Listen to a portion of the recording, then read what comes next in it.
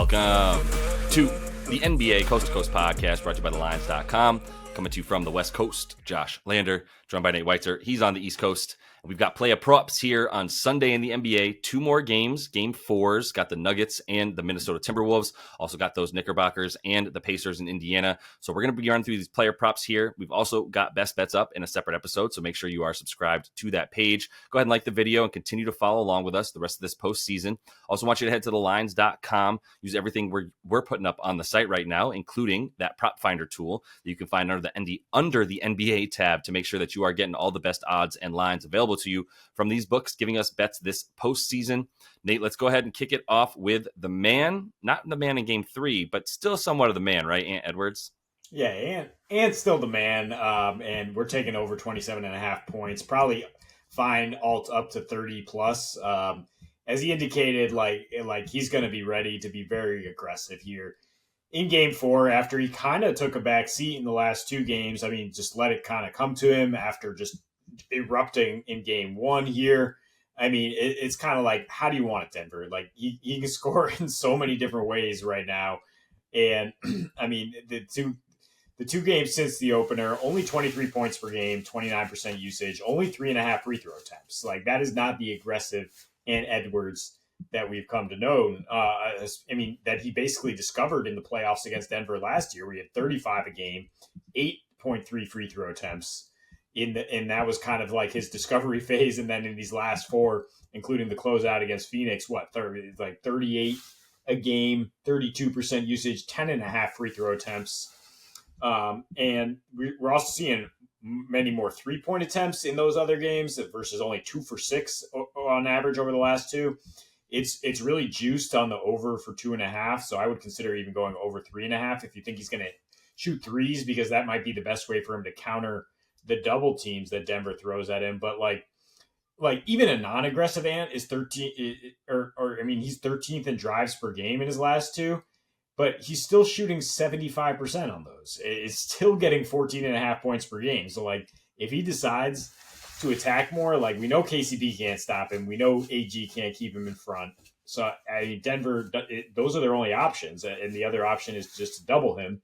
In which case, if you think that's going to happen, then Mike Conley is going to be doing the secondary playmaking and Cat is going to be going off. And I mean, there's room to go up here in the sense that he's only shooting 33% on pull-ups in these last 2 versus, I mean, he shot 67%, got 23 of his 43 on pull-ups in game 1. So he can do it inside the arc, driving from 3, like I'm saying, like all 3 levels. And it's just such a spot where it's time. If you picture the Wolves responding right to the champs punch, like it comes from Ant. Like he sets the tone for everything, and I would be surprised if he doesn't get 30 here. Yep, fully agree. I'm on Ant Edwards over points as well. Last game, I mean, look, he looked just not aggressive. I don't know what that was about. It kind of seemed like he gave up. KCP still listed on the injury report. So like, what do you want to do with that? Like I still don't think he has what it takes to guard Ant, even if he's probably fully healthy, to be fully honest. So yeah, I'm riding with Ant in game 3 once again. I mean, that was the first game he went under 30 or under like 29 or whatever in the longest time in the playoffs, especially. He had gone over 9 of his last 10 with that number. So a little bit weird, but yeah, he gets it back here for sure is where I'm at with you on that one. I'm looking at my guy, and it actually just went up like within the last like 30 minutes to 13.5 rebounds for Josh Hart.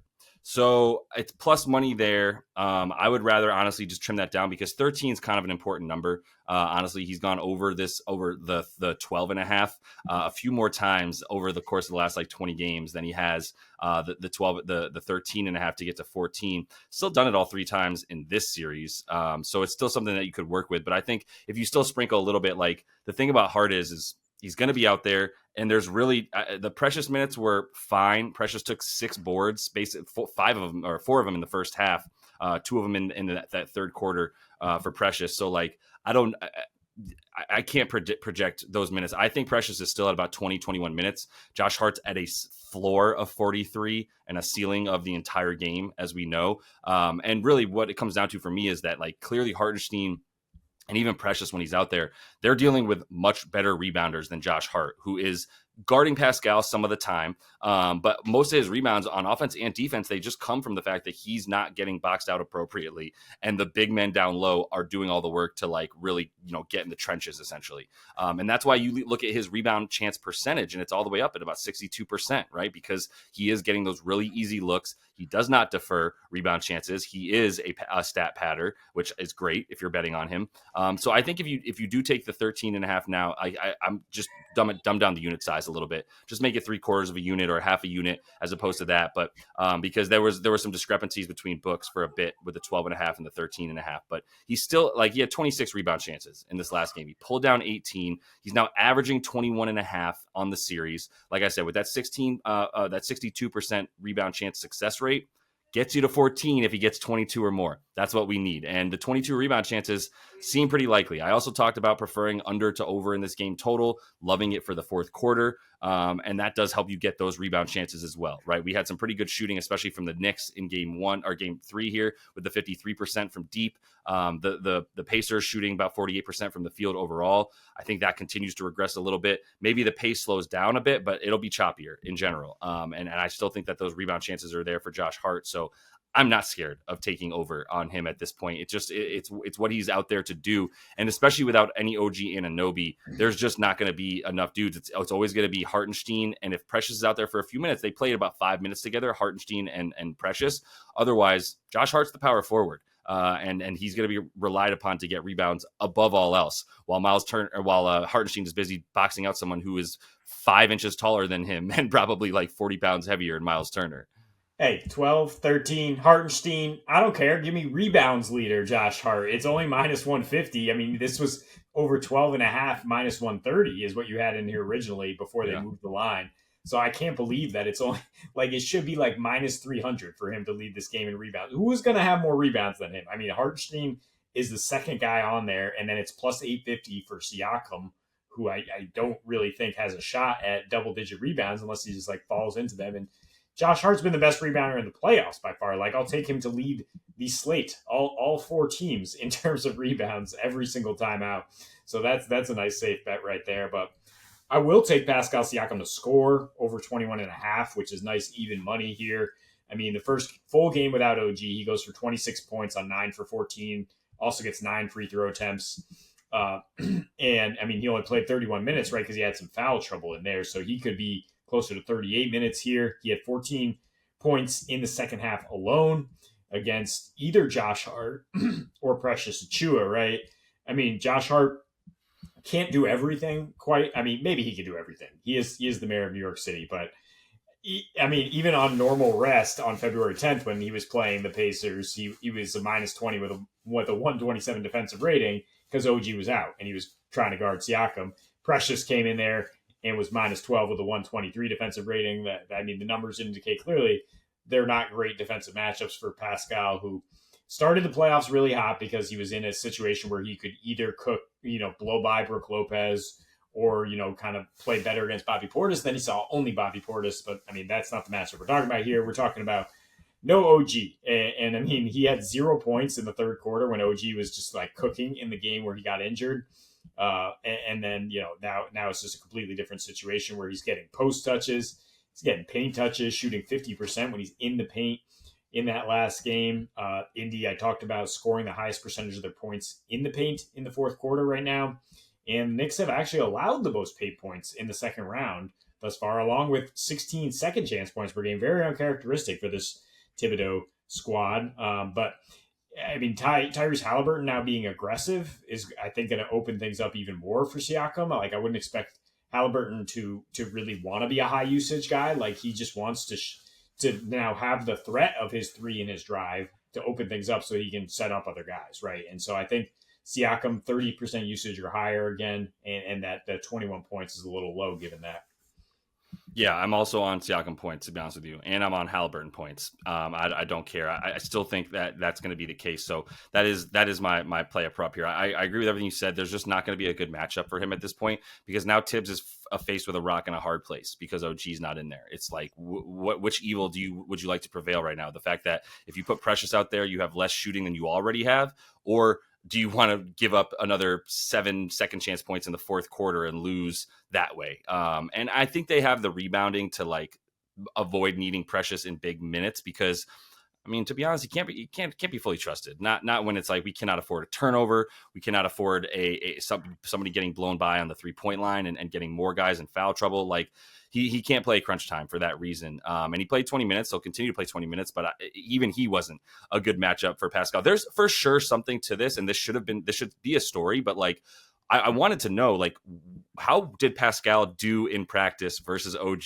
and Precious? Dead serious. Because if you have that mentality of like you're playing your brother that you play in the driveway, which is the equivalent of practice, then how do you fare against that person, right? Like I want to know who wins one-on-one when Osser and Amin match up. Like I want to know that because it's going to matter in the game in these one-on-one matchups. And it looks like Pascal probably got the better of these dudes at Raptors practice in Toronto. But for Hallie, I still think that over 21.5 points is not enough. I think this should be at 24.5. I really do. And I know you can't just raise a prop from like 17 or it was at 16.5 points before he went off in game 2 for Halliburton. But it was like, this is a news story that matters, which is Halliburton has admitted he needs to shoot more. Game 2, they were up 10 at half. He was shooting more. Game 3, they won. He was shooting more. It's going to be the case like that. This is the playoffs. You can't be the dude who's just running the spread offense the whole time and being like, well, I like to get my teammates involved. No, this is the time to be the man. So I think we're going to keep seeing that amount of shots. Maybe not 16 threes. That's a lot of threes. But I think you can bank on double-digit 3-point attempts for Tyrese Halliburton. I think you should bank on that if you're betting on him, and I am. So I would, like I'm saying here, like I think the weird part of the playoffs so far was when he wasn't shooting, not when he was shooting. So this should be the norm moving forward. He also had 12 points in the paint. It's another big part of what you like. You said he wants to hit the 3 to open things up for his teammates. He wants to hit the 3 to also open up things for himself, which then opens up things for his teammates, right? When he gets going towards the rim is when he's better at getting assists, not just standing there and waiting for guys to get off-ball screens and come around like they're Klay Thompson. There are no Klay Thompsons on this team, but he Hield's on the 76ers, just to put that out there. So now it's a lot more of like, no, Hallie gets into the lane, and yeah, he did drive a good amount on those, or he passed rather a good amount on those drives last game. But like I said, he also had 12 points in the paint on those drives. And he had how many fast break points? I have this written down. Apologies. 5 fast break points. So that would probably be a 3 and probably a layup, right? Would be the fast break points that he scored in that one. But all that means 10 of those fast break points, 5 other shots were going into going to the rim in the half court offense. And that's what you like to see for him, especially because there's no Mitch Rob. Precious is not a shot. I mean, he had a nice block shot, but he had 3 of them. Excuse me. Yeah, no. And Precious is in there for 20 minutes. Hardenstein, once again, is dealing with someone way freaking bigger than him, man. That's just what it is now. So he's not like necessarily less effective, but he can't be the necessary rim protector all the time, especially when he gets pulled from the basket. So there's a lot of outs here in terms of how Halliburton can get this. And if he's going to keep taking those amount of shots, then I'm with it. I'll just throw this out there. It's not, this isn't a proving anything. It's just a nice little supporting evidence of like he's played 14 games this season where he took about at least 19 shots essentially. And if you look at those, if you even dumb that filter down to just 24, he took 26 shots last game. So still in the realm of possibility, as we know, because we've seen it happen. But when he's averaging about 36 minutes, taking at least 19 shots, he's averaging 28 points per game. He's gone over in 12 of the 14 games where that happened. And it just didn't happen that much during the season because he's not a dude who wanted to take 19 to 24 shots during the season. Sorry, bro. Like you don't have the choice anymore. And I think that's been drilled into his head enough that he's going to keep doing it. Yeah, I think it's a great pick, but I think there's also a scenario to get the 9 assists involved here and 30.5 points in assists. There is maybe a scenario where he goes for 20 and 12 or something and kind of reverts back to the mean, right? Where we saw in the regular season, which is like this crazy assist to turnover ratio, getting 20, but also setting up his guys. I mean, 20 to 22 points isn't a big deal, but I think he's also good for like 8 to 9 assists. Where his props at, and some of those potential assists will come home if the Pacers actually hit their shots down the stretch. I mean, they just went ice cold there in that second half for a bit, but Halliburton was finding dudes. Like, I mean, we seem to like the Pacers here, taking both their stars to score. It's just the Knicks mojo that you're like, I think they can still cover 6 somehow, but yeah. I feel like this series is gonna go long, don't you? I mean, it's plus 115 right now for it to just go 7. I think that might be a look because it just seems like the chaos follows these Knicks and that we're going to have a game 7 in the Garden one way or another. I would agree. I would agree. I still think if you get plus 5.5 or better on either team right now, you take it. That's what we've mentioned now a couple times, that these games are going to be close. But it's hard for me to find the amount of points that the Knicks are, like, the ceiling for the Pacers points at this point is just higher. And it's in part because this Knicks team is gonna be tired, man. It's gonna happen. Like, I played, an hour and a half of pickup like a week and a half ago. I still haven't recovered. So I don't know. Playing that many minutes in a basketball game, gonna be pretty tough. So that's all the time we have for you today, though. Continue to follow along in these player props. Also got the best bets up as well alongside this episode. So continue to subscribe to that page, because we're bringing you these each and every day now throughout the postseason. So until we see you next, happy betting.